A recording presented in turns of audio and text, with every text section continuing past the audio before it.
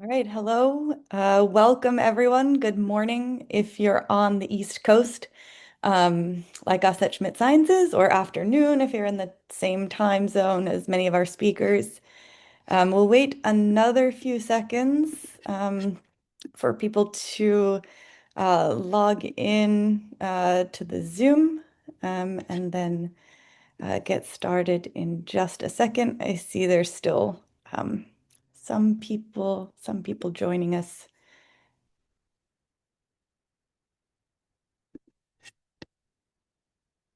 Okay,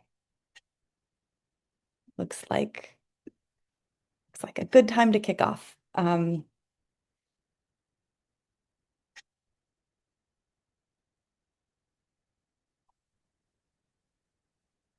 All right, welcome everyone to the virtual symposium introducing our new program, the Virtual Institute for Earth's Water. Um, it's great to see everyone, at least everyone's names in the audience. I'm Alexandra Boghosian, the program lead for VIEW. I'm joined here by Mohammad Ahzam and Collin Schladweiler from the VIEW team, as well as the PIs that you'll hear from um, later in the session. Just so you know, this meeting will be recorded, so you can watch it in the future. Welcome to our speakers, also the leads for the for View's first four projects. And before I turn it over to them, I'm going to introduce you to our work at the Schmidt Sciences Climate Center, where View is housed, and then talk a little bit about the View program. After we hear from the project PIs, there will be time for a Q&A that Ahzam will moderate. So please type your questions in the chat throughout the presentations. And after the Q&A, I'll return to talk about some future directions for the program.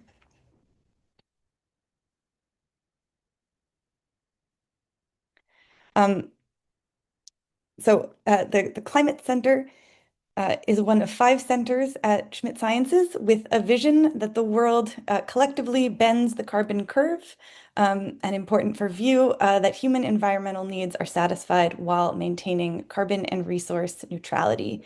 And it's our belief that the global research community will be an important player in enabling us to see, plan, and build this future. So with that vision in mind, our mission is to advance the fundamental science to evaluate climate mitigation strategies.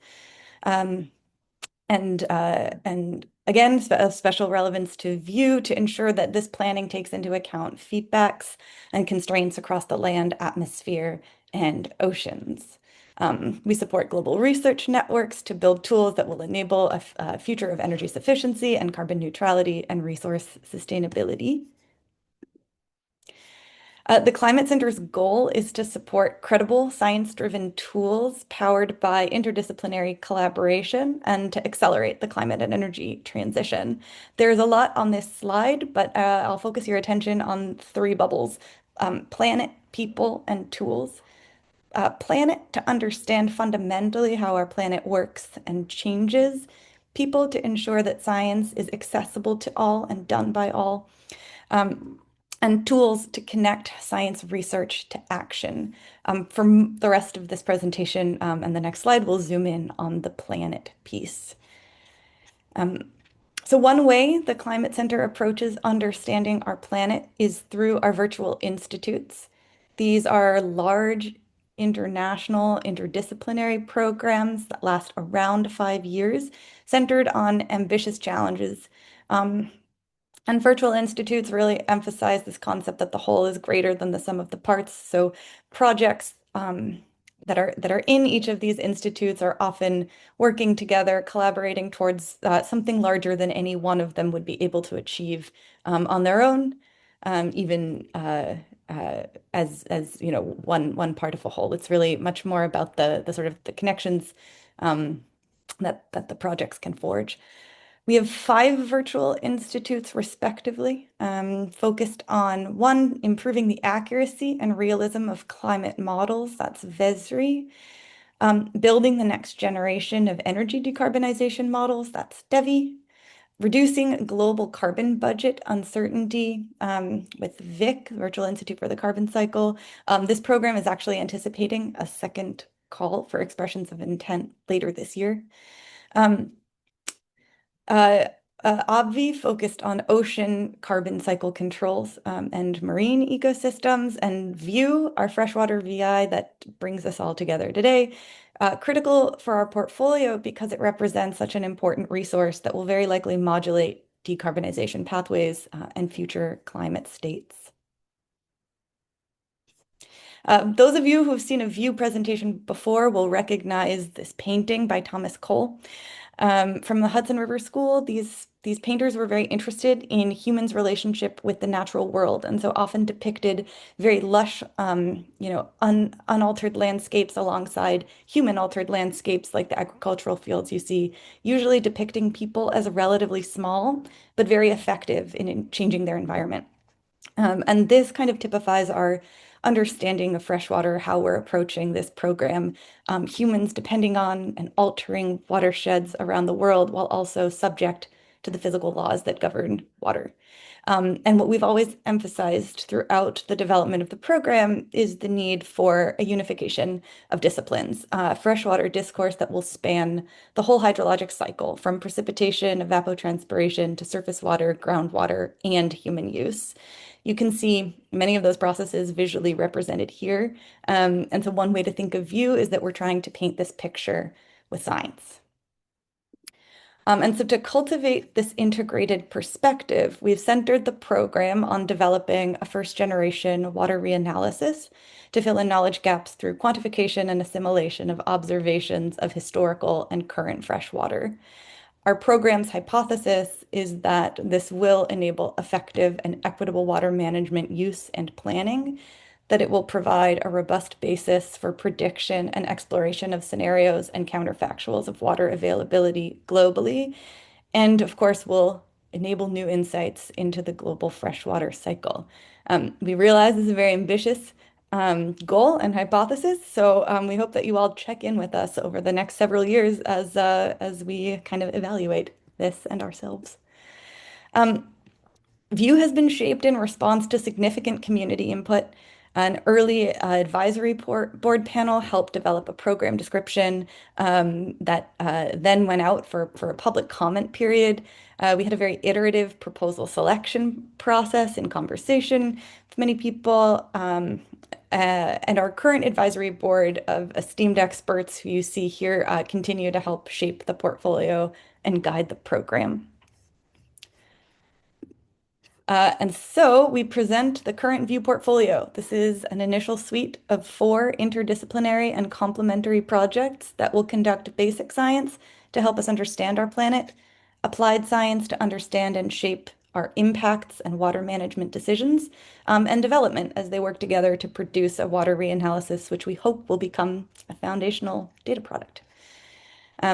We have, as a program design, information and data sort of flowing through this network with RAWs assimilating data on many freshwater processes at an ambitious resolution, DARE taking a deep dive into global river processes and ecosystems and evaluating their response to hydraulic infrastructure, Mountain Water looking at nonlinearities and feedbacks in mountain glaciers and snowpacks to inform downstream impacts, and Unlocking Local Knowledge, working to leverage data and knowledge in local communities to the point that it can be integrated into global models.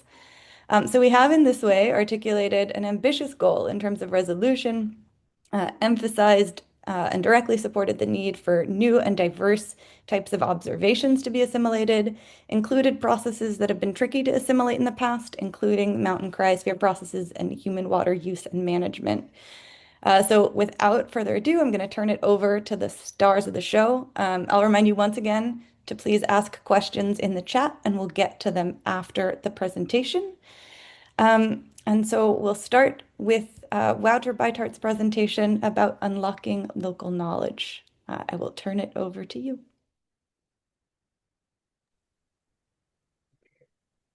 Thank you very much, Alexandra. Take me a second to share my presentation.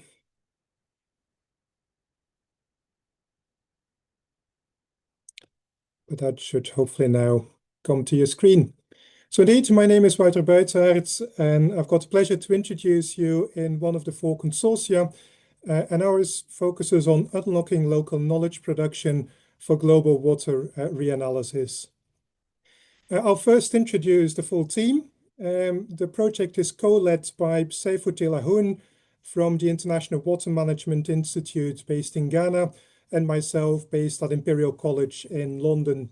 Both Seifo and myself are experimental hydrologists, but we've got a broader team behind us with a diversity of backgrounds and knowledge. Indeed, we've got 9 institutes altogether in the consortium based in South America, Africa, Asia, and Europe, including hydrologists like Seifo and myself, but also, for example, experts in artificial intelligence and data simulation, such as my colleague Rosella and Brahma Vishwakarma from IIT ISC Bangalore, hydrological modelers such as Anna Meach, Thomas Pascalis, and Sarah Bonetti, but also people that are more on the social science side of things, such as Fabian Drenkan from PUCP Lima and Samuel from the University of Ghana.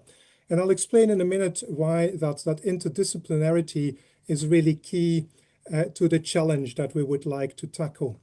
But to go back to the overall challenge, as Alexandra already mentioned it, of VIEW as a program, then that's really about building this first generation of high resolution global water reanalysis. And doing that, at the core of that effort sits a global model, a global system to simulate the global water cycle at unprecedented spatial and temporal resolution, ingest a range of data and information, and produce that high resolution reconstructions of variables such as river discharge, soil moisture, groundwater levels, and all. But models are only as good as the data and information that goes into them, garbage in, garbage out, as it's sometimes referred to. And indeed, to build such models, you need a lot of data, quantitative data and observations of these variables that is used to drive those models, that is used to calibrate specific routines on those models, but also more broadly, perceptions of the modeler that builds those models and that needs to decide on what processes do exist in that terrestrial water cycle, which is obviously a prerequisite to represent them and make sure that they are properly integrated in that model. And those inputs are still highly problematic, especially if we compare to similar endeavors in other disciplines. For example, meteorological reanalysis has a large body of data and information available, but comparatively, hydrology still has a big challenge of a lack of a substantial evidence and database in many parts of the world. And it's arguably those places that have the most complex hydrology and water cycle, such as the tropics, are those places that count with the lowest amount of globally available data, particularly data as they are being produced by government institutes and other what we refer to as statutory data collection. And similarly, perceptions are only as good as the modeler knows them and integrates them in the model. And also there, in many places of the world, we'll still struggle as a scientific team and community to integrate processes sometimes referred to as the unknown unknowns, making sure that we capture and integrate local processes as they happen and occur. And that's really where, as a project, we come in and would like to tackle the challenge of increasing and improving both the quantity and the quality of the evidence base that feeds into those models, under the assumption that the better these data being integrated, the better the quality of the model and the data that come out. And also looking carefully at the propagation of potential uncertainties into the final outputs, because by definition, all simulations, all predictions have a level of uncertainty, and it's often very important to get to grips with that uncertainty for applications such as, for example, flood risk and other statistical and probabilistic interpretations of the data. So our project is really going to focus on increasing, strengthening, as well as widening that evidence base, and focusing particularly on three types of data and more global information and knowledge that are currently underrepresented in those global reanalysis efforts. And one of them is what we call non-statutory monitoring, essentially the collection of quantitative data and observations that as hydrologists we're used to use, but where there's a large body of data that are being produced, for example, by local universities, but increasingly also local NGOs, communities, and other civil society representatives that don't really make it into that global workflow of global reanalysis for both technical reasons, but also scientific reasons, where we need to get to grips with potential uncertainties in quality and the diversity in quality, and finding appropriate ways to ingest them into those models, but also propagating the potential deficiencies and issues of those models. A second type of data is citizen science, which as an activity has mushroomed over the last decades under the impulse of new technologies, mobile phones, low cost and robust sensors, and where there's a large interest from the community to make better use of those data, but still big outstanding scientific questions on how do we get to grips with the quality and potential artifacts in these data and develop robust ways to interrogate those data, bring them into the models. And a third type of data is less quantitative in nature, but is really the type of knowledge and perceptions that exist at the local scale, local experts, potentially even indigenous communities, and finding better way to make use of those perceptions and that knowledge, and find ways to inform the way that models are built and make sure that they represent the local processes, which are often key in determining the behavior of the local water cycle. So how are we going to do that? Well, we'll set up this kind of workflow that I presented earlier on, where we look at the observations, the way these are integrated, what kind of assimilation routines need to be developed. Artificial intelligence, for example, holds great promise as a technology to make sense of that type of less quantitative type of information, but perhaps also to deal better with the characteristics of uncertainty and potential error in some of those other data sets that we want to look at, and also looking at the models themselves and the way that we need to design and build them, perhaps in more flexible ways, such that they are able to take into account that local knowledge and local processes. And lastly, we also see those models very important as a way to feedback towards the further data collection and knowledge evidence generation to identify what are really the hotspots, the key places and situations where information and knowledge is still lacking, and use that to target and make the knowledge production process more efficient. And that's the way that we've designed the project, using 5 work packages that focus on each of those challenges, thinking about how we can improve the quantity and quality of those novel data sources, both from a technical and scientific perspective, but also more broadly from a governance perspective. How do you interact, for example, with local teams to ensure that aspects like privacy and ethics are taken into account, as well as aspects such as potential data errors and uncertainties. Then a second work package on the data assimilation, from Bayesian assimilation to large language models and AI. And then a work package on the models themselves and the way that feedback feeds back to support and identify and prioritize local data collection, where we look obviously at the scientific challenges, but where there's often also simply technical challenges of making available, for example, citizen science data that are stored in databases, and how do we build, for example, novel methods to characterize uncertainties, to store metadata, controlled vocabularies, and data models that enable us to take the characteristics through to what is potentially a very complex modeling and simulation system.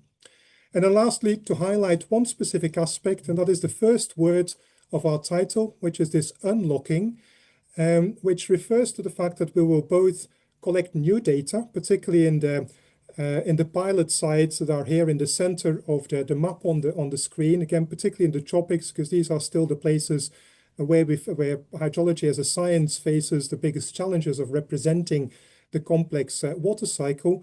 But we're also very much looking towards existing external data collection activities, for example, from external citizen science activities and projects, and working with them to unlock existing third-party data collection activities, again, looking both at the science as well as the technical challenge of making those data available, integrating them into the global reanalysis workflow. And we very much hope that we've already identified selected partners that you can see here on the screen, but we very much hope that we can grow that into a community of practice that unlocks data collection and evidence generation mechanisms and activities all over the world and leverages them for this joint mission of global water reanalysis. And that's all I've got time for, but I'd be more than happy to answer any questions later on. Thank you very much. Thank you very much, Wouter. Again, please include any questions in the chat. Next up, we have Stefano Galelli, who will tell us about the dynamic atlas of riverine ecosystems. Take it away. Yep.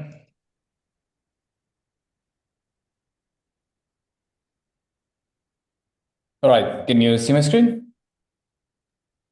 Yes, we can. Perfect. Good morning, good afternoon, or good evening, depending on where you are.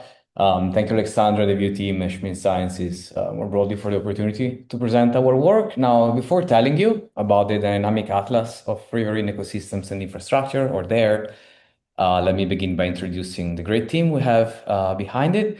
So I'll begin in particular to introduce Raphael Schmidt from UC Santa Barbara, Tom Wild and Kamal Choudhury from the University of Maryland, and Jeff Hopperman.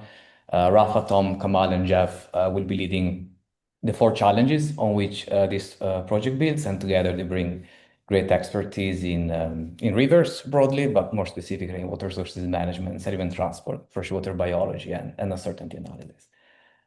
Together with them, we have Ranjit Deshmukh from UC Santa Barbara, working on surface water withdrawals for the energy sector, Alex Flecker and Carola Rantes from Cornell and West Virginia, working in freshwater biology, Bernard Lenner from McGill, working global hydrology, John Lamontagne from Tufts, working on uncertainty analysis, Michel Thiem from WWF, who will be working with Jeff on aspects related to freshwater biology and policy engagement. We also have a great team of collaborators, so 4 collaborators from North America, Grace Wu, Rafael Almeida, Carla Gomez, and Rina Cui, and finally 3 collaborators from Brazil and Thailand, Karina Doria, Mukambabel, and Tanapon Piman.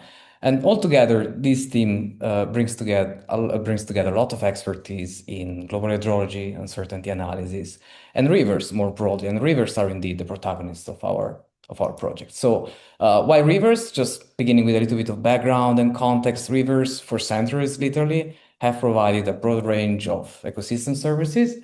But on the other hand, their past as well as their future depends on 2 main factors. On one hand, we have climate change. On the other hand, we have human interventions, and in particular, hydraulic infrastructure. So an example you may want to think about is hydropower. Hydropower does provide low carbon electricity, and so it's key to support the carbonization effort. But of course, with several modern plants, for example, the impact that hydropower have and the effect of the carbonization effort may have is something that we need to understand better. So this leads to 2 main challenges. First, there's a need to understand what are the opportunities to reconcile past and present infrastructural development with ecological recovery and societal goals. More broadly, the problem of understanding how we can make use of the resources the rivers provide in the most sustainable way.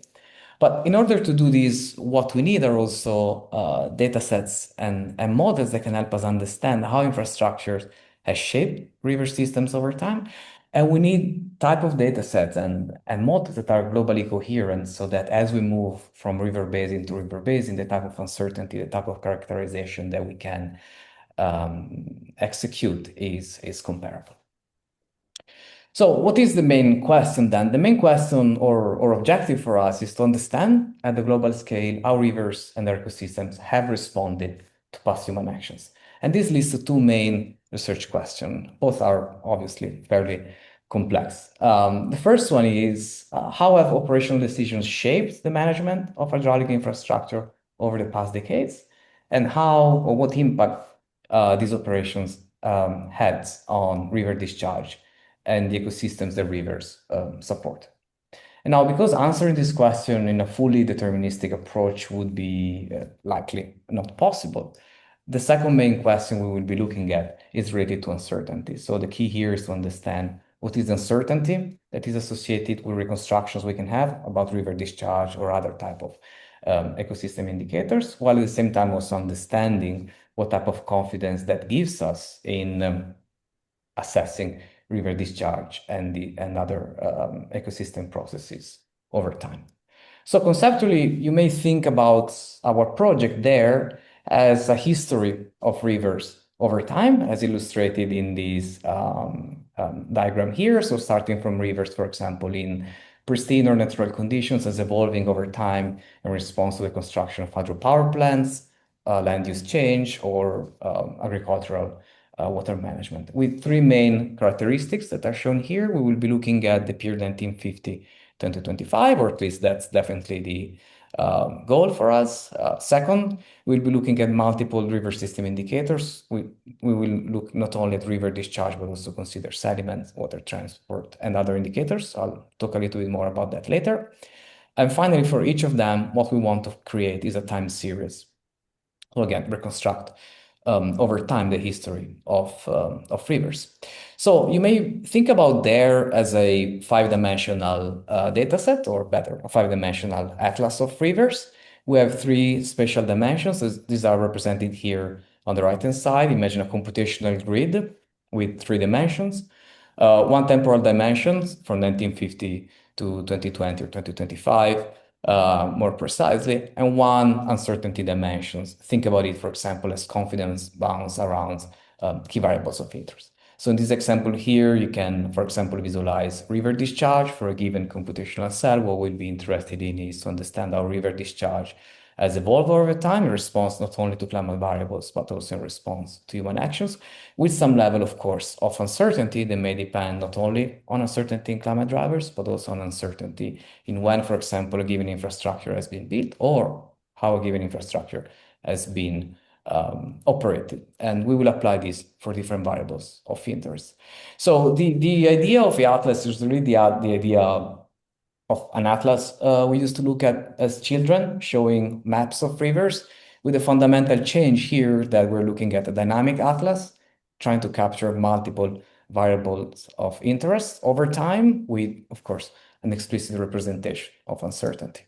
Or another way, if you will, to look at this is a more journalistic approach, thinking about where, when, and what changes have occurred in rivers, and who were the main actors that contributed to these changes.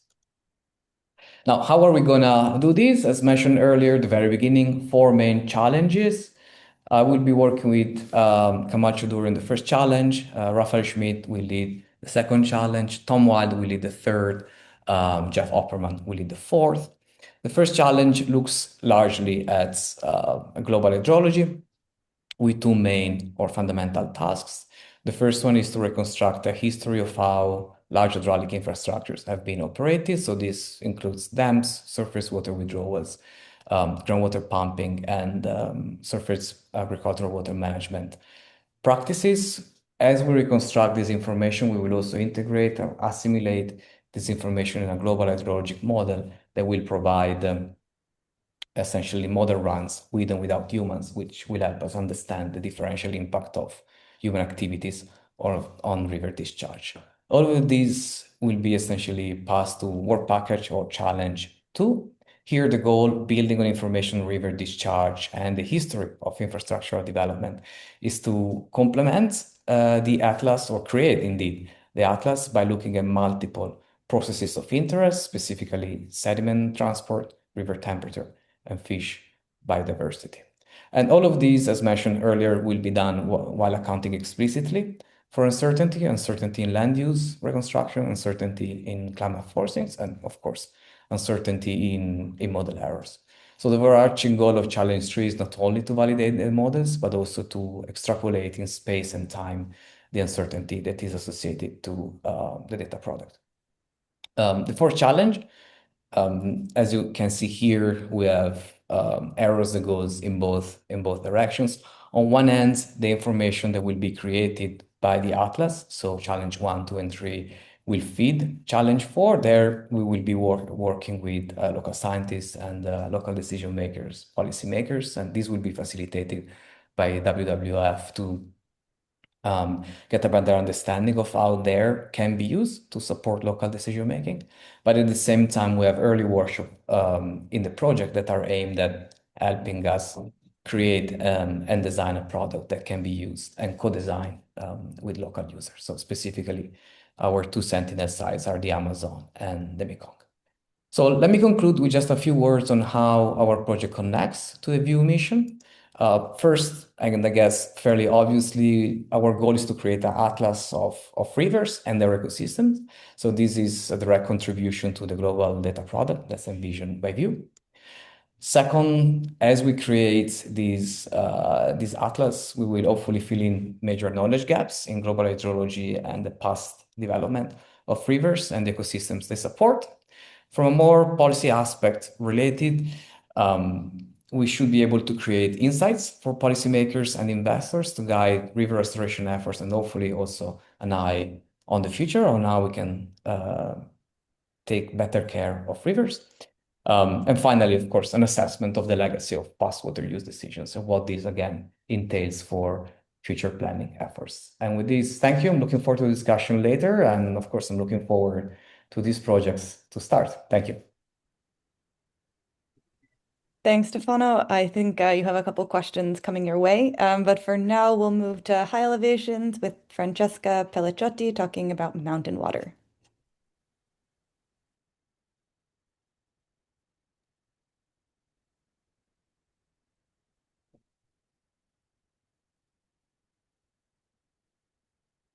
And just to remind you, Francesca, you're on mute, so we cannot hear you yet.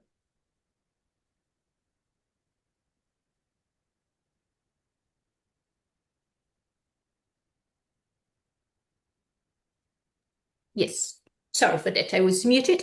So, do you see my slide? We do. Yes, great. And I will do this standing. I'm used to give presentations standing. So if that is okay for all of you. Thank you, Alexandra. Our project is called Mountain Water, Water from the Mountains, Global Reanalysis and Tipping Points. And this is a project that I put together with a very cool team of scientists across disciplines. My name is Francesca Pellicciotti, as Alexandra said, from the Institute of Science and Technology, ISTA, and I'm the scientific lead PI of Mountain Water. ISTA is the coordinating institution, but Wouter Innershell is the scientific co-lead of the project. We have in the project 4 land surface modeler and hydrologists, myself, Wouter, John Pomeroy from the University of Saskatchewan, and Simone Fatichi, that is soon moving to ISTA from Singapore. We have 3 scientists working at the interface between AI and earth sciences. Nicolas Boes from the Technical University of Munich, Guillaume Jouvet from Lausanne University, and Francesco Locatello, also from ISTA. And we have, crucially, 2 remote sensing experts, Andy Kebb from Oslo University, that will look at remote sensing data at the global scale, and Evan Miles from ETH Zurich, that will focus on the regional scale. And then we have water resources modelers, Arthur Lutz from Future Water and Esther Biemens from Wageningen University. And last but definitely not least, Lisa Klock, who's our expert on water adaptation and mitigation strategies. She's from Climate Adaptation Services, also in the Netherlands. Why did we put together this quite large team and this very ambitious project? The mountain cryosphere supports almost a third of the global population for drinking water, industry, irrigation, and ecosystem, and this dependency is set to increase. And at the same time, this very crucial resource is undergoing unprecedented changes. Precipitation patterns are changing in space and time, glaciers are shrinking at unprecedented rates, and snowpacks are decreasing everywhere on the globe. And most of the changes have been modeled, especially at the global scale, with rather simplified approaches, assuming that all those elements of the cryosphere respond in a linear manner to a warming climate, so to increases in temperature. And in mountain water, we claim that there are a number of critical, abrupt transitions, tipping points, and non-linear feedbacks in the mountain cryosphere that have never or rarely taken into account, but have the potential to impact water resources. And we don't have the tools to disentangle them. We don't have the tools to disentangle their complex interaction and the impact on the water cycle of the mountains. Now, in this context, mountain water asks a very big question. And the question is, how is the water supply from the world mountains ranges changing? And which non-linear feedbacks may cause unprecedented societal impacts? It is a big question, and we have identified 3 main goals that we will achieve in the project to answer that big question. The first goal is to understand nonlinear feedbacks in the cryosphere that can change the mountain water cycle. So we focus, if this is a schematic representation of a mountain system, we focus on the first part, the upper component, and we look at the integrated response of that component to climate change and the feedbacks that are taking place and will take place in the future. The second goal is to generate a global reanalysis of mountain water for every mountain regions in the world that include those tipping points and nonlinearities. And the third goal is to simulate water supply and water changes at hotspots of current and future water changes or future water scarcity. So we're going back to the regional scale of a mountain system, and this time focusing on the downstream part of that system. How are we going to achieve those 3 main goals and therefore answer that key question? Mountain water approach revolves around 3 main pillars, 3 fundamental steps of investigation that bridge scales. So we start from mountain supersites. These are large mountain regions where we will conduct novel observations, and I'll get back to this in the next slide, and advanced simulations with a land surface model for the entire mountain cryosphere. So as I said earlier, we focus on the upper section of mountain systems, and we run a land surface model, which is a fully physically based, fully gridded model that solves energy, mass, and therefore water fluxes and carbon fluxes too, to simulate, to produce, to deliver a very novel understanding of complex cryospheric processes and mountain tipping points and critical transition. The knowledge gained through observations and land surface modeling at the supersite will then be transferred to the global scale. And for that, we'll use an AI global emulator that will deliver a hyper-resolution 1 kilometer reanalysis of mountain water resources and future projections of their changes. I think land surface models are wonderful tools, and they are physically based. They allow the understanding of the system, their non-linearities and their non-linearities. But as many of you are probably aware, they are computationally heavy. And therefore, we use diffusion models, AI and diffusion models, to speed up those, to train AI models and then speed up our simulations to extend them to the global scale. So the output of this step of analysis, this step of investigation, will be the global mountain water reanalysis for every grid point on the globe that is classified as mountains. A quantification, an understanding and quantification of the global tipping points and critical transition, this time at the global scale, for the past, the present, and the future. And then the identification of hotspots of water changes. That is, those locations where we are expecting water stresses and water scarcity. Those hotspots could be the same as the supersites, but they don't have to be. We will let the modeling identify areas of water stress and water insecurity. And then we move to that scale, we move back to the regional scale, to the scale of the hotspots of impacts, where we will carry out modeling of upstream, downstream linkages. So this time we focus on the downstream components of those mountain systems, where we will model sustainable water use and water allocation. We will co-design together with our local stakeholders' adaptation and mitigation strategies. And a key element of that co-design will be novel digital twins that we will develop in mountain water of the hotspots of impact. And finally, we will deliver the scientific evidence for systemic change. I'm going to conclude now with one of the many highlights of mountain water. Mountain water has 4 super sites. Super sites, as I said already, are large mountain regions where will be conducted for an unprecedented, I would say, period of record in the past and for the future, simulation with the land surface models. Those simulations per se will deliver a unique data set, a unique benchmark data set of simulations of how the mountain cryosphere has responded and is responding to a changing climate for the past, for 40 years in the past, and for the future. At the same time, and this per se will be a unique resource to understand the response of the mountain cryosphere to a warming climate.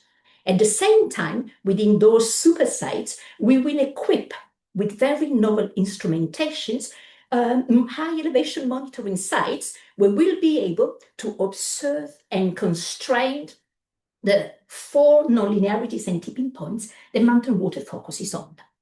Our 4 super sites are in the Canadian Rockies, the tropical Andes, the Pamir, and the central Himalaya. We've been trying to identify super sites that capture the main characteristics of the mountains of the world, which is definitely not an easy thing to do.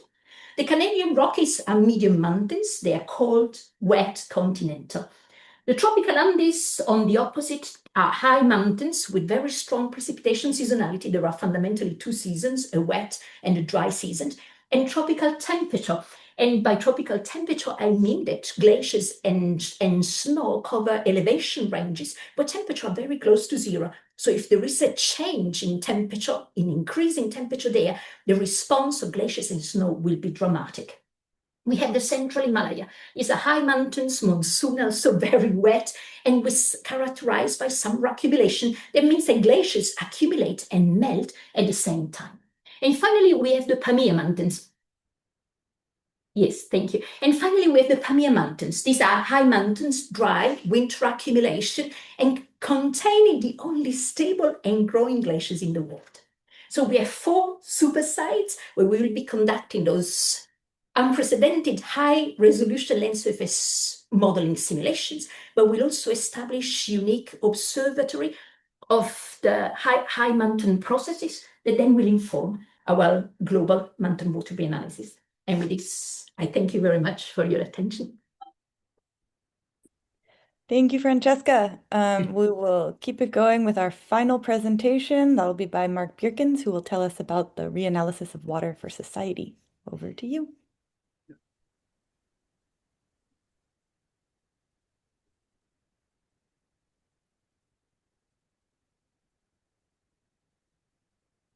Okay, thank you.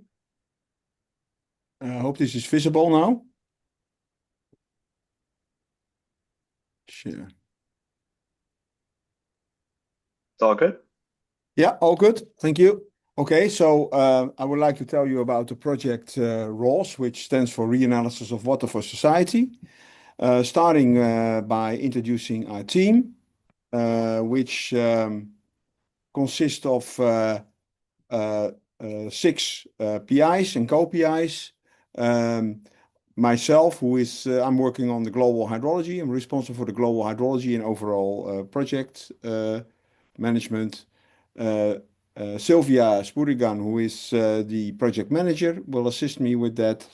Andrea Castelletti of CMCC, who's going to work on mostly on modeling human water use and dam operations. Linda Marston, who's doing work that is very much linked to what's also being done in there, where you try to mapping out human infrastructure. Yanuak Xi, who is a remote sensing specialist working also on mapping agricultural crops and agricultural water use, food production. Sandra Ricardo, social scientist, working on the hotspots that I will talk about later. And Afke Schipper, who is a aquatic ecologist, basically focusing on the impacts of human water use on groundwater or aquatic and terrestrial water-dependent ecosystems. So with our team, and we, of course, we are also collaborating with a number of organizations, which are World Wildlife Fund, World Resources Institute, Net Geo, and ESRI. So the idea about the project is the notion that freshwater ecosystems are under stress from excessive water extraction, but also pollution, driven by population growth and water economic development and climate change.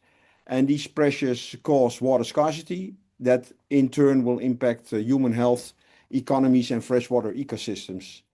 And to address these challenges, we require transformative approaches, modeling approaches that provide the spatial and temporal resolution that we need to inform both regional and global water management and policy. And ROS tries to answer to this call, to this transformative modeling approaches.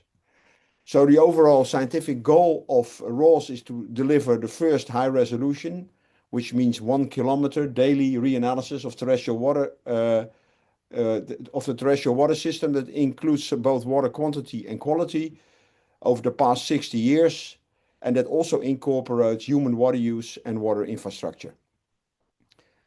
Eventually having to result in an open and regularly updated global data set of all the stores and fluxes, including the human stores and fluxes of the water system, and to improve the joint understanding of the water system, and also to support stakeholder-driven decision-making. And to this end, we will develop a new data sets, modeling tools, data assimilation methods, and data analytics tools, and we'll test these extensively in hotspots that then will also be, and at the hotspots we will also co-develop adaptation options to imminent threats to water security. So how is this done? It's done in 6 work packages. One work package is focused on creating the global data sets and including the human water infrastructure and water use that is fed into the global water model. The second one is the development of a state-of-the-art, very high resolution, which is 1 kilometer global water model that will include, and a surrogate of that, we'll come back to that later. This model will include surface water and groundwater. It will include water use by the different sectors, be it being agriculture, domestic, industry, so manufacturing, energy, and also ecosystem. And it will include both water quality and quantity. That model is used as input to a global water and calibration reanalysis, global water calibration as part of a reanalysis. So we'll jointly estimate the model's parameters as well as its states. And we'll also have a number of impact models that target what we call the WEF nexus, which is water, ecosystems, or water, energy, food, and ecosystems.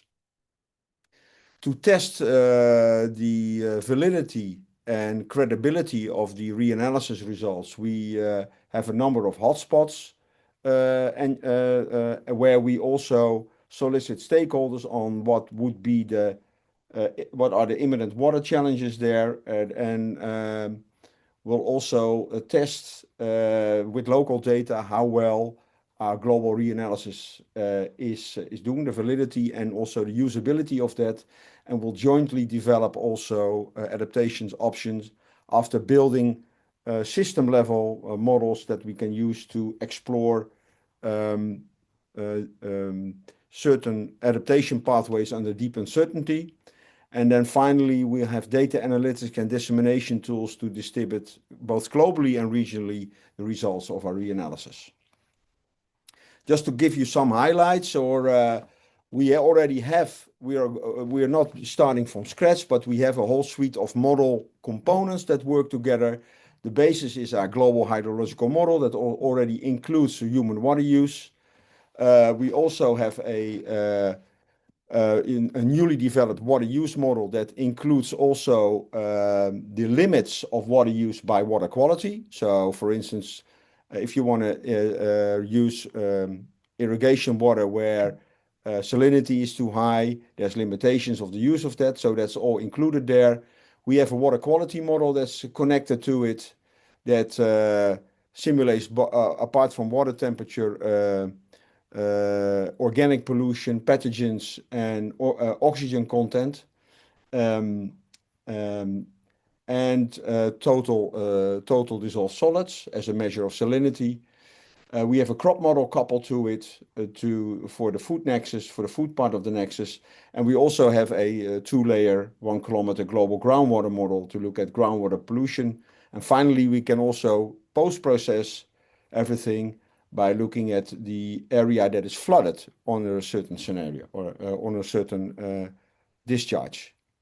So this is the basis. And as the final slide, this gives you the framework that we want to use to do the global reanalysis. So we start again with the global water model and create a deep learning surrogate of that. We already have explored that in a previous published paper where we made a surrogate of the global water model PCA Glob. And then its parameters will be tested, will be linked to all kinds of physiographic features using also machine learning. And because of the differential properties of these deep learning networks, we can actually build we can use the properties of the surrogate model, which is differentiable, to come up with what we call a joint state model that directly links the errors that we make comparing to all kinds of observations, both remote sensing in situ, and to translate those errors directly to states and parameters that would optimize the objective function. We do both. It results both in open loop simulations as well as after the data assimilation in a water system reanalysis. And of course, we iterate this with both input as well as validation results from the hotspots where we build more detailed models and also water system models. So that is sort of an overview of what we try to achieve in the coming 5 years, of course, working jointly together with the 3 other projects whenever possible. Thank you.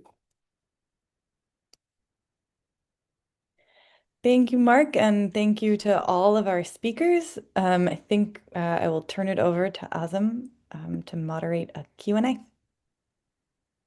Thank you so much, Alexandra, and thank you so much for all the presentations. So I'll start with the first question.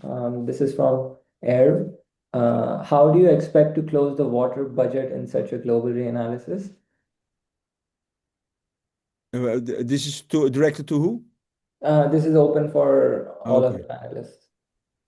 So, of course, the model itself closes the water balance as well. By itself, a model is a core. And if you have a surrogate model, if you train it, you can use physics-informed properties. So you basically, in your objective function, you make sure that your water balance closure is part of the objective if you do the reanalysis. That's one way of doing it. The second question is, do you plan to provide both natural without water management and observable including water management river flows? This is also open to the panelists. I'll answer if you don't mind. In our project, yes, the plan is to provide data with both. Yes. Thank you.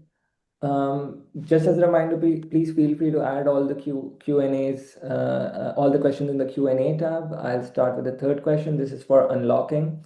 How will the project make their local data and knowledge available to the VIEW program and other VIEW teams? How will their global water analysis connect with RAWS? Thank you, Ahzam. I've already provided a short answer in the chat, but just to summarize, we're really are keen to develop technical solutions also to enable data access, for example, through APIs, controlled vocabularies, discovery services, really to solve the technical challenge of integrating different data sets and different initiatives into that workflow. And we'd certainly be very keen to work with other consortia as well to see whether we can prioritize both our own data collection, but also the work we do with third parties to unlock data sets that have maximum relevance to the particular needs and science questions of the other consortia. Thank you. This question is directed to you again, Wouter, on deep knowledge. I'm aware of wisdom in South Asia, South India, and Sri Lanka in setting up ancient hydraulic civilization to respond to the northeast monsoon. I'm sure similar wisdom is present in other parts of the world. Do you have any idea how such wisdom can be absorbed into your project? Yes, I think that's one of the key science challenges that we target, in the sense that indeed in many parts of the world, there are a lot of local water management practices that have a big impact on both the natural water cycle, but also water availability to communities. And we want to make sure that these are properly integrated. And there's different ways of doing that. First is by try and characterize them from a hydrological perspective, which is something we've experienced of doing in places like the Andes, but also see whether we can document them through interviews, questionnaires, or through more harvesting of local expert knowledge, and see whether, for example, AIs can be used to train on identifying the presence of those practices and their impact on the water cycle from, for example, grey literature and other types of data sources. But yes, I think that's certainly one of the key science challenges we'd like to tackle. Thank you. This is a question for the DARE project. Will you be reconstructing the data on wastewater discharges? Good question. For the moment, no, but initial focus will be on groundwater dams, surface water withdrawals. But it's also 5 years project, so I think as we work with other projects, there will be probably opportunities, I think, to interact and understand, not to duplicate work, but rather make use of synergies. So I guess short answer is no, but I think opportunities either for other projects or another project to do it in the future. And I saw Marc raising his hand. Yeah, we actually did this already together with my colleague Michelle van Vliet and her PhD Edward Jones. There is a data set of reconstructed wastewater discharge at 5 arc minutes globally for the last 40 years or so. And that's the one that we're also using to drive the Dingwall water quality model. So there's already a data set. It's been published.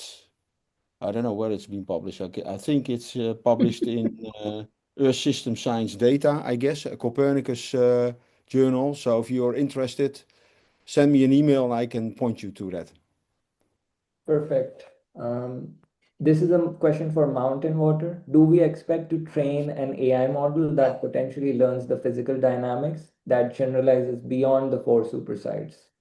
Yes, absolutely. This is absolutely the philosophy. Sorry if I was not clear, but this is absolutely the philosophy of mountain water. We use those super sites and a very large amount of simulations at hourly resolution and very high spatial resolution, 250 meters or even lower, than to train an AI model, to train diffusion models or hybrid, in fact, also in our case.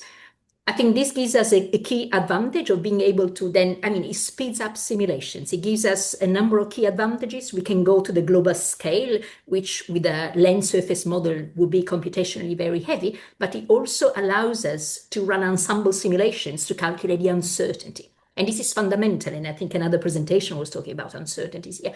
We need to produce a global reanalysis with uncertainties. And this is why then we use the AI trained on the land surface model simulations. But we also need to train the AI on the physics. And this is why we need the land surface model simulations. And if I can just echo what Marc said, when somebody asked about closing the water budget, yes, we have exactly the same approach. The land surface model closes a water budget, and then you can constrain the AI simulations to close it. this is, I completely, yes, I completely agree. Thank you, Francesca. This is a question open for the panelists. The regulation of water Oh. cycle by vegetation is important, and I would like to know how the various projects envisage interfacing with climate-driven changes in natural vegetation as well as land use changes. Yes, can I maybe start answering this? Is this for everybody or was this for a specific project? This is for open for all panelists. So yeah, you can start, Francesca.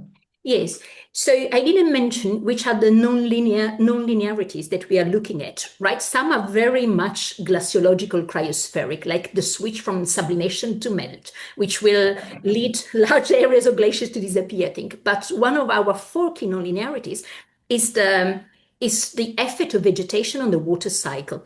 I mean, evapotranspiration and transpiration from vegetation can bring back to the atmosphere a lot of the water produced in the mountains. There is this drought paradox, this idea that during droughts, vegetation in the mountains is thriving more than normal, and so because there is water from the cryosphere that feeds it, so can amplify precipitation deficits, will evapotranspirate even more. This is also a reason, this is a very important question. This is also a reason why we use a land surface model that includes also vegetation phenology, etc., so that uses this holistic approach to mountain system. So we will definitely include vegetation into our understanding and simulation of the system. Land use, we will need to prescribe them, but we can prescribe. So land use, land changes induced by humans, but we can prescribe them, and we will do that. We will work with scenarios of land use changes. Did I answer the question? Yes, thank you. If you have a follow-up, please add it to the chat. Next question, how will these 5 projects deal with the uncertainty in reanalysis due to non-stationarity from changes in climate, land use, and water use? Are there mechanisms by which they can share approaches to this? This is open for all the panelists.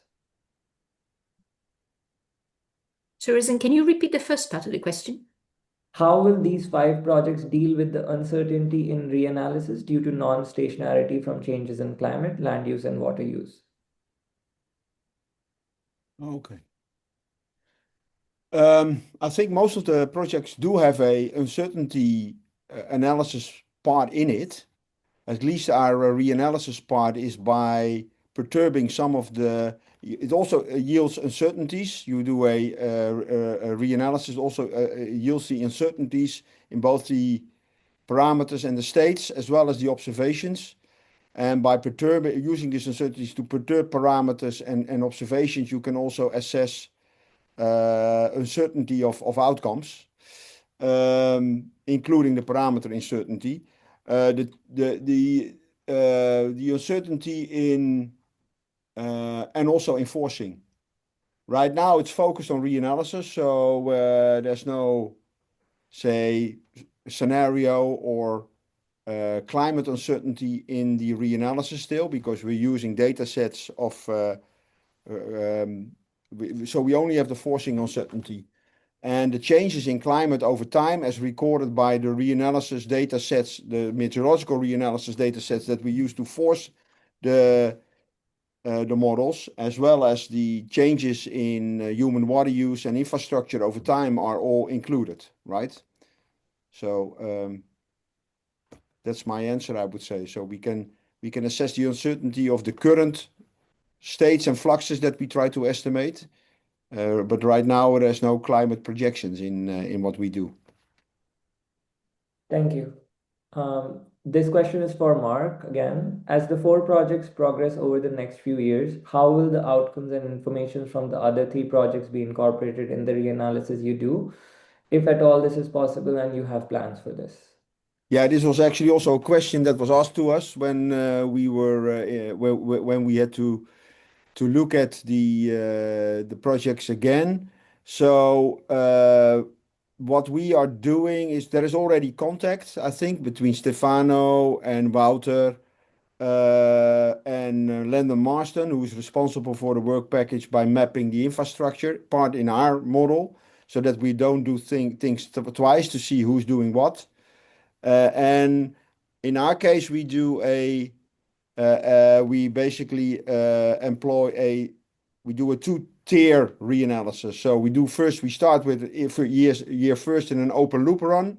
Also, then we focus on a specific area. In our case, it would be the Mississippi, to see where all of the data we think are available, and we try to see what we are missing there.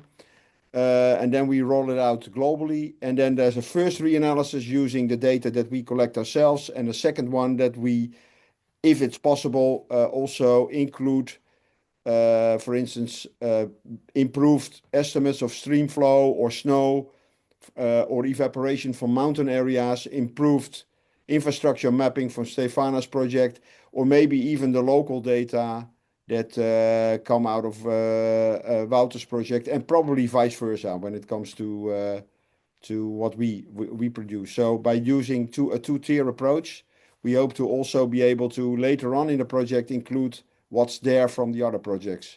But we are meeting in June, to all of us, and this is one of the things that we're going to discuss in how to say create synergy, maximum synergy between the different projects. Thank you.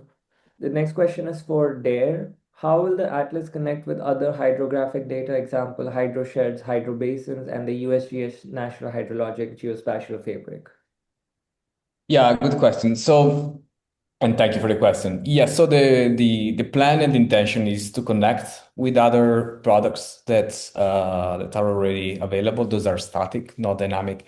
In time, I think we're lucky enough in our team to have Werner Lenner from McGill University, who's one of the people behind this product. So I think over time we will try to implement different types of connections. Thank you. This is for mountain water. How can the digital twins be used as a benchmark for improving other view products? Example, RAWs, unlocking. How can the digital twins be used as a benchmark for improving other view products? For example, RAWs and unlocking local knowledge data. Yes. As Marc said, we are going to meet in June to discuss synergies and how our project can contribute to others. We would be very happy if other projects would want to use our approach in that. I think in many ways, in fact, the way we were thinking of using the digital twins, in fact, we plan to create digital twins of both the super sites, I mean, a 3D dynamic representation of how a mountain system works, and then of the hotspots, especially to interact with stakeholders. But of course, this is, and of course, for dissemination. If other projects want to use this will be fantastic. I think just maybe to follow up on the question, it was asked to Marc, we will be very happy. I mean, if you remember one of my figures, I mean, we will produce water fluxes for every grid cell of all the mountains, every grid cell that is a mountain, classified as mountains, and we will be super happy to pass this on to Marc, right? To ingest it in his second or third iteration, to ingest it much more detailed representation of simulations of water fluxes from the mountains. Yeah. I don't know if the digital twin is a plan in that, but I think we can discuss that then. Thank you, Francesca. This is for Stefano. Will Dare also incorporate changes in riverine ecosystem themselves, such as variations in ecosystem extent, species composition, or ecological density? Yes. So I realize I'm giving very short answer, yes and no. And the answer is yes. For fishes, we will be looking at spatial and temporal patterns in diversity and abundance, for example. Thank you. This is for Ross. Do you plan any integration of existing global models of different water cycle subsystems? Not at the point. Now we're at this point we're not. Well, only indirectly. If we want to include, for instance, in the data assimilation system, we want to assess also. We also want to include in the objective function a term of the model error. We can use basically other model repositories like EasyMip, where our own model is in there as well, to see what the differences are in the different between the models. And that includes parameter errors, but also model errors. But the same, at least the forcing is the same, so we can get a handle on what the model errors are going to be. So that is a way to indirectly use the others. But we're not going to do a multi-model ensemble if you in that case, because that would be too expensive. Especially we are the only model that runs at that very high resolution currently. So the others are lower, so we basically use it indirectly, but not directly. Thank you. This is for Stefano. I was considering what types of rivers are thinking to consider in the atlas. For example, whether it includes intermittent or ephemeral streams or only perennial like the Amazon. Yeah, thanks for the question. Yes, this is a global modeling effort, and as a consequence, we will be looking at all different type of rivers. Thank you. This is for the whole group. How will the groups account for uncertainty in precipitation amounts and intensity? Is there consistency across projects? Maybe I'll start and build on what Marc was mentioning earlier. There are different products available, and so something that is conceptually simple to do, although computationally not that simple, is to rerun models with different types of forcings, trying to understand what is, for example, the uncertainty that is due just to different precipitation products. How this will be, I believe, as we've seen today, that different projects, all projects indeed have uncertainty in different ways accounted for. How this is going to be coordinated across projects, I guess this is a question for the workshop that Marc was referring to in June. Yeah, so I think it's an opportunity for something that definitely needs to be done. Thank you. This is for Wouter. Sorry, Francesca, did you say? That was a question for everybody. Can I add something to what Stefano said? Yes, please. Just very briefly. Yes, our project focuses on the mountains, and the mountains are the water producers, isn't it? So a lot of precipitation falls on the mountains, and we have specific steps of analysis to understand, for instance, the precipitation phase. It is snow or it is rain, right? It's very important. Some of our new observations will also help us constrain that component of precipitation, which has high uncertainty at high elevation, so at our super sites, but then we will be able to test a number of parameterization we use for that. And similarly, we have at the monitoring site, we have established a setup to measure precipitation gradients. In fact, we were proposing we will test different downscaling approaches for precipitation. I think most of the projects will use ERA 5 or ERA 5 land to force our land surface model or hydrological models. And so we can provide this to the other projects then. I mean, what is the best way to downscale ERA 5 to the spatial scale or our modeling approaches? I think this would be a nice synergy across projects. Thank you. I believe we have 2 minutes left for 1 or 2 final questions. This is for Ross. How are you downscaling ERA forcing to 1 kilometer, and how will you account for feedbacks, example, irrigation on this forcing? So the feedback, no, we're not. It is open loop. In these terms, it is an open loop simulation, as apart from the, so we're not having a coupled system yet.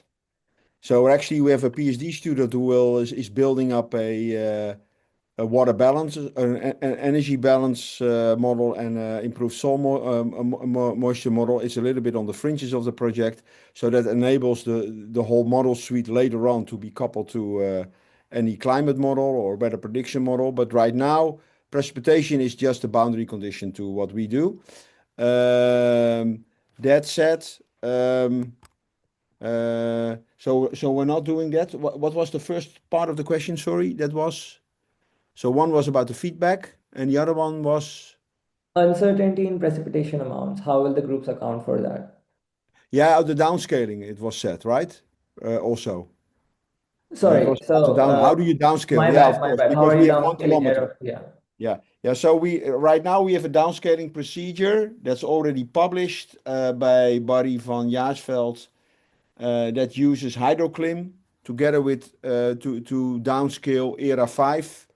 Well, actually W5E5, which is a bias-corrected form of ERA 5. And we use hydroclim data and also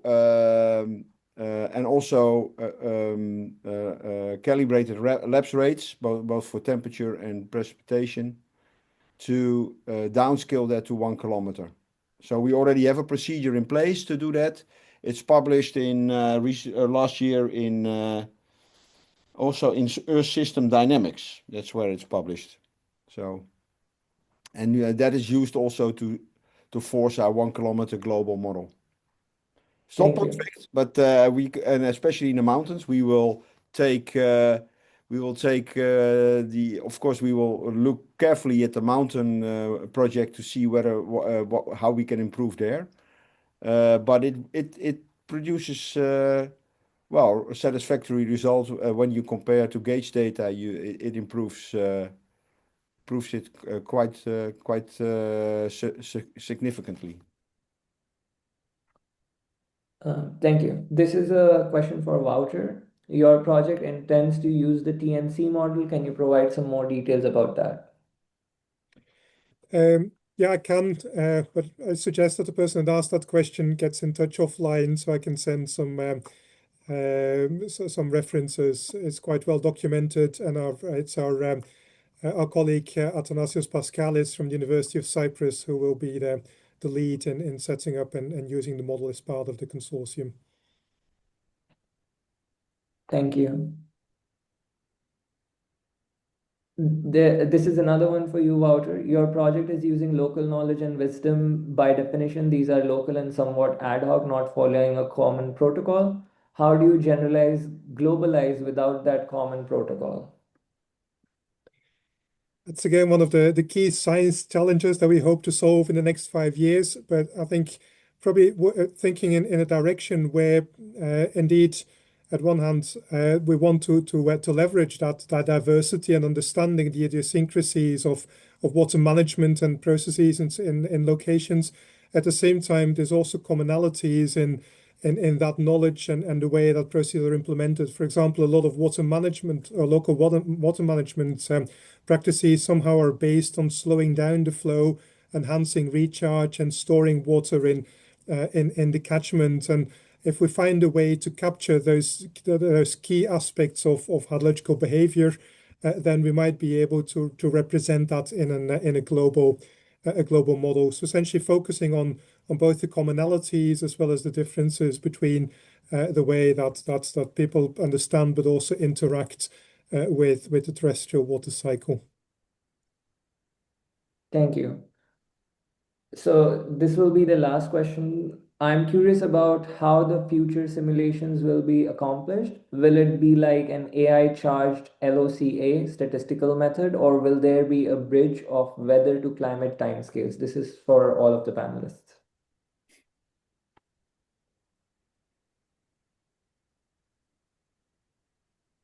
Climate.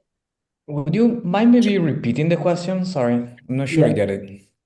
I'm curious about how the future simulations will be accomplished. Will it be like an AI-charged LOCA statistical method, or will there be a bridge of weather to climate timescales? Maybe we don't have enough time to get to this one properly. It's probably changes with the project as well. So it's a nuanced answer. Please reach out to the PI separately. I'll hand it over to Alexandra again. Thanks, Ahzam. I am, sorry to say that's all the time that we have for questions. But thanks again to everybody who contributed to the conversation, to the presenters for their answers, and Ahzam for managing this whole section.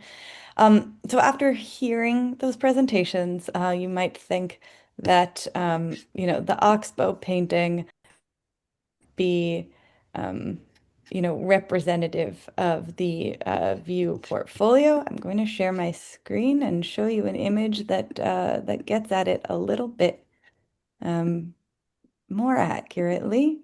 If I can just find it.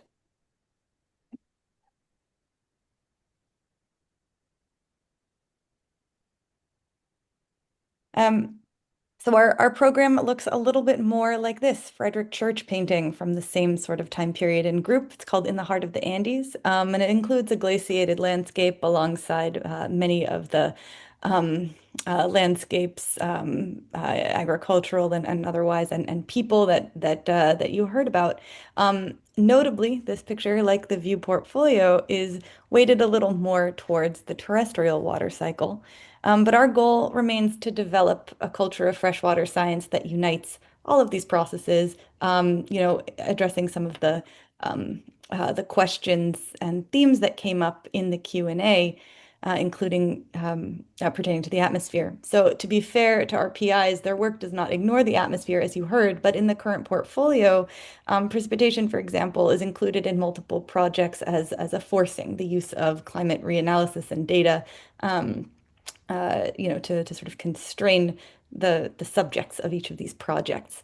And so we understand that the view reanalysis will then be constrained by the accuracy and the precision of the atmospheric processes and feedbacks that are included and the manner in which they are incorporated.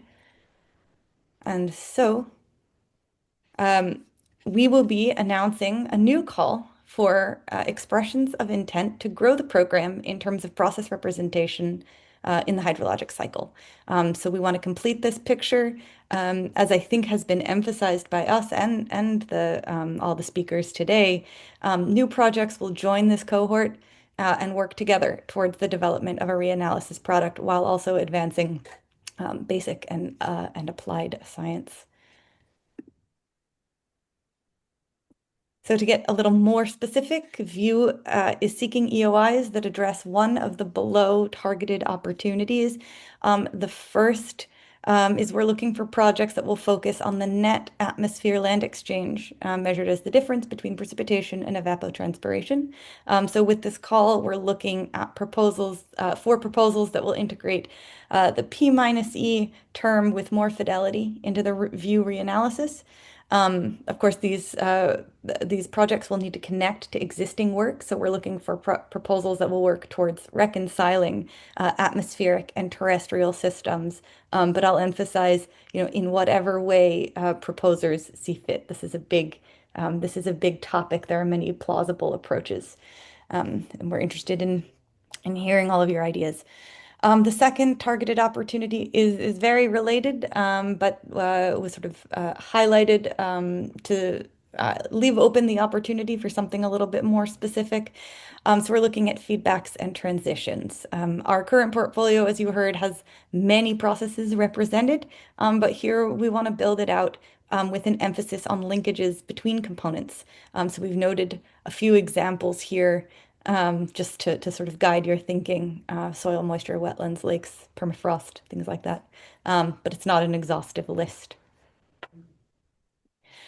A few things to note.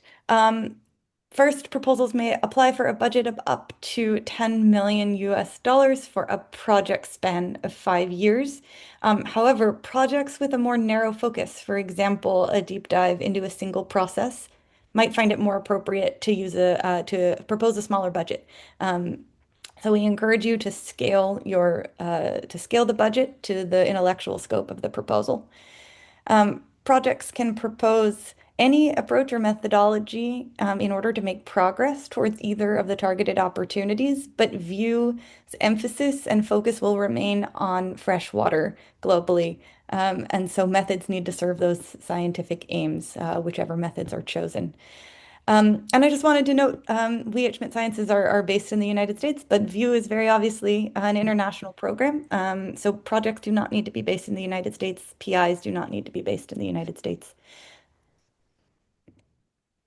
A few additional considerations. In addition to responding to VIEW's reanalysis mission, we do ask that new proposals emphasize how their work will fit in with the VIEW 1 projects that you heard about today, and describe direct links where possible. And so we'll encourage you to refer to this presentation for information on the current portfolio as you develop your ideas. Again, this is recorded and will be made available online.